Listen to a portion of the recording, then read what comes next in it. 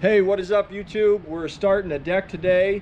This is Alex. We're going to be working this job together. About 14 by 32 from the existing deck that we're going to tie into. The pergola is going to go stop at the frame of the house here, if you can see that, or the corner. It's going to questions, put them in the comments. So thanks for watching. Please hit like, hit subscribe so you can catch this whole Cedar deck series. We're pumped to get it going. This is going to be an awesome project. Keep hammering.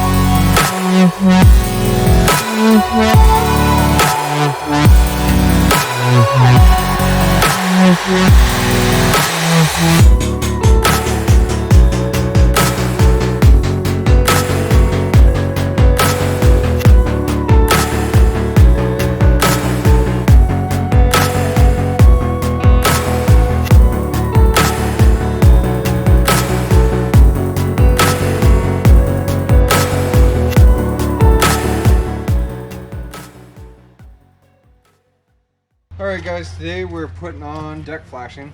We remove the first course of siding. The extra step, we remove the first course of siding so that if any water does come down, gets behind it.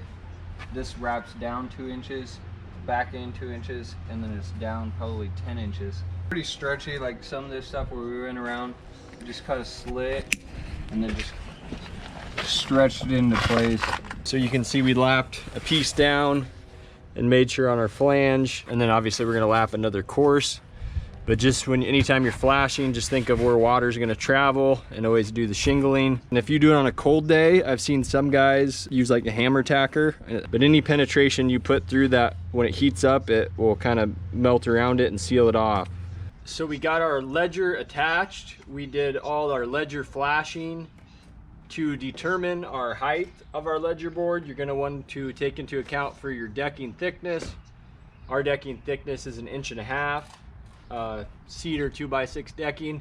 You can go flush with the bottom of your door or your sill. You can have up to 2 5/8 drop where your deck starts. What we did, pulled down 2 1/4, so we figured 3/4 of an inch for air gap. We set a level line and then pulled all the way through to our existing deck back here, and then we pulled our string line all the way, verified everything, and then set it to our string line, straightening it out as we went. Your fasteners, you got to do 2-foot centers for an 8-foot joist span.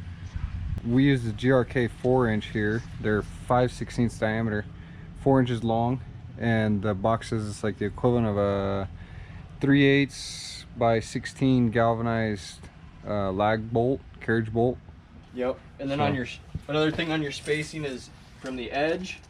You'll see on most charts 1.75 inches from each edge, and then like in our scenario with an 8-foot joist or a 8 foot is the maximum your joist span. We're gonna have a girder down the center, so that's kind of how you get your load values there. You can tack a nail in your one side, and then we always frame very tight so with the pressure of setting your joists, they're not overly long. That way you can set one side by yourself, come back. Now I can pull my nail, and then I'm running a lag screw to true everything up and get it dead on. And then we're putting hangers on this side. Essentially, the way we had to frame around this doorway, that is essentially a flush beam carrying the load that way. Here is another beam that's going to be running this way. We're spanning under 7 foot, 7 foot here, and we're doing all flush beams, except there'll be a girder that's going to run the center of our 14-foot joist. The reason we're doing it this way versus setting your hangers is this allows you to set the height to your finished elevation, and that way when your joist size, you know the difference. These are 2x8s. They can be anywhere from 7 1/4 to 7 3/8 to, they just vary so much with treated lumber. So this is kind of how I was taught how to do it.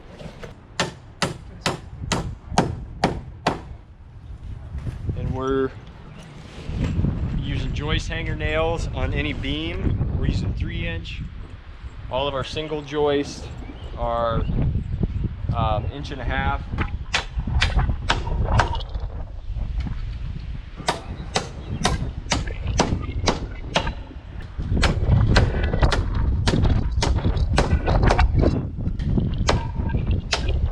If you don't know what hanger you need, buy the hangers with the tabs. These are for a 2x8 or 2x10. That just is the depth of how high up they'll go on your joist. You'll see a lot of homeowners use like for a 2x4 on a 2x8 or 2x10, and you really want them to travel the full depth of your material. It's a lot more secure. So don't cheap out, buy the right hangers.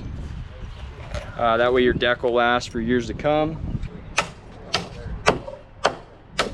You do 3s all the way around now?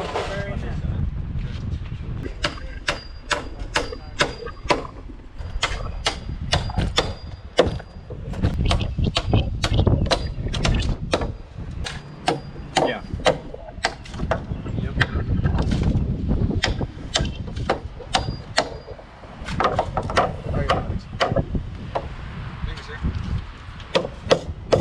Thank you. I'll give you a call soon.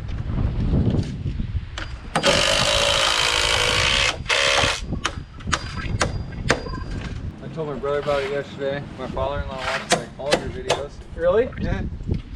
Did you have a hard time finding my channel? No. Did it come up? He did because he didn't know how to spell minor. Oh yeah. But then he just subscribed on their TV, subscribed on his phone. Yeah. I subscribed on my phone, on both my TVs, my Xbox. That's probably why. Can you get a 1 in there? No. I got those Simpson screws. Okay. We can probably use the right I angle. mean, I got these ones nailed in like about that angle. Yeah, with that. We have a 5-inch out here. Then it's really not going to go anywhere. There's no 5-inch foot like this. You put 2 5s. There's that box of the Simpson hanger screws right back there. Because you should be able to. Yeah. They just fit right in the end of that.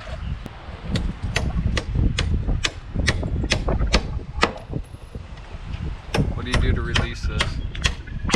What? There we go.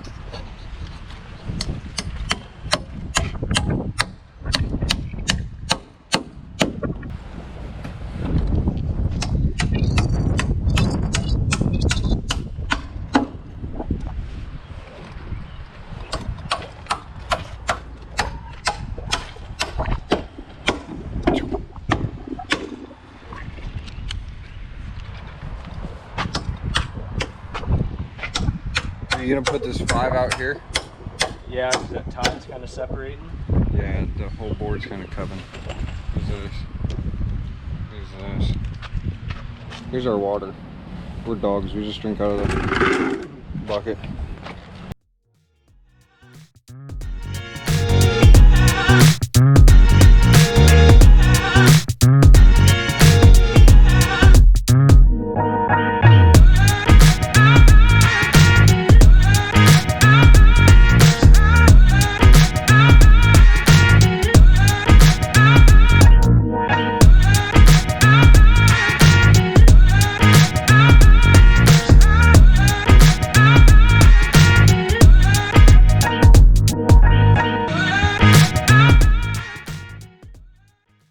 We really need to get a microphone because like today it's going to be probably hard to hear.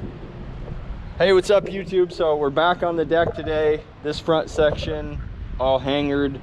Now we're going to set our joists back there, and now we'll kind of show you how to plan for your footing locations, kind of some techniques of setting string lines to go about to make sure everything turns out how you want it to. We got our beam hangers that we're gonna put on our beam here. Generally, like a deck would call for 1.5-inch joist hanger nails, 131s galvanized.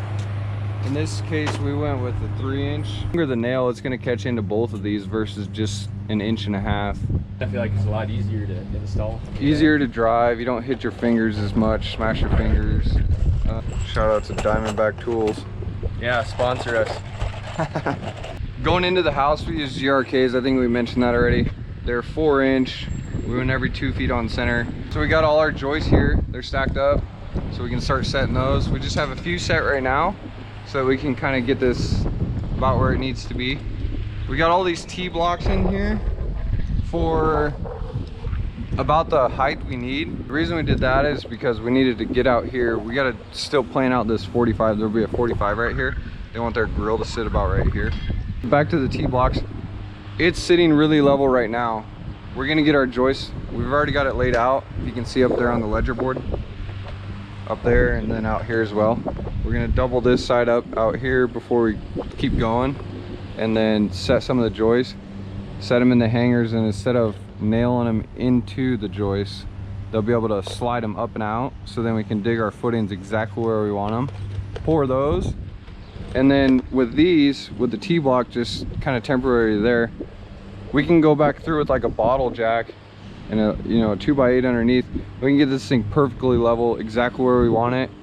And then we can get our 4x6s underneath, notched in, and then set the deck down on it so it's sitting nice and tight. Sometimes you put that stuff in, and then by the time you get done, it's settled down just a little bit in the, you know, the 4x6 concrete anchors that they're gonna sit on top of the footings.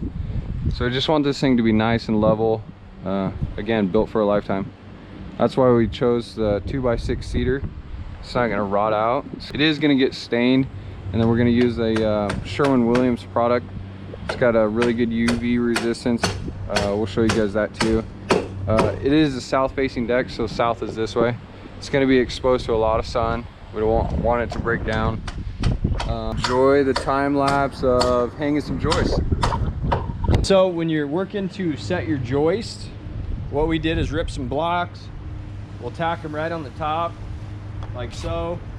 And that way you set your joist to height, frees up your hand. Otherwise what you can do is just toe screw. But this is kind of a nice way to do it. Kind of a little easier, more hands-free, especially if you're set your joist to height by yourself. But just kind of a neat trick. Or like yesterday, we were just tacking nails in the very top, but then you kind of got to pull your nail. This is nice because you can leave the block attached, set your joist hanger after the fact, and then just zip the screw out of the top of your little block or cleat up top. But you always want to make sure and set your joist to height. Don't just go put all your hangers on unless your material, you know, it's, you know, all true to size. Otherwise you'll have a lot of planing to do. I've seen some guys grade their lumber, which is a lot of work, a lot of moving material, you know, to set your greatest depth joist on one end and work all the way to the other. And then, you know, you start that accordingly on one end of your deck and then work your way down. That would be a way to do it, but then you're, especially if you're working with long length, wet lumber, that's a lot of extra moving material.